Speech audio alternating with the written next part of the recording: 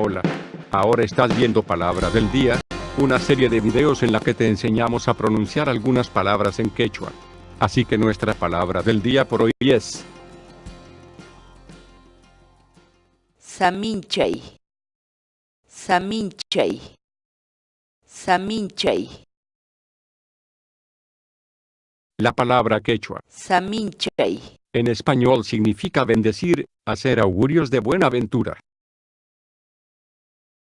Por ejemplo, Yayan Saminchan Erqueta. Este video ha sido revisado y aprobado para su publicación por la Academia Mayor de la Lengua Quechua, Cusco.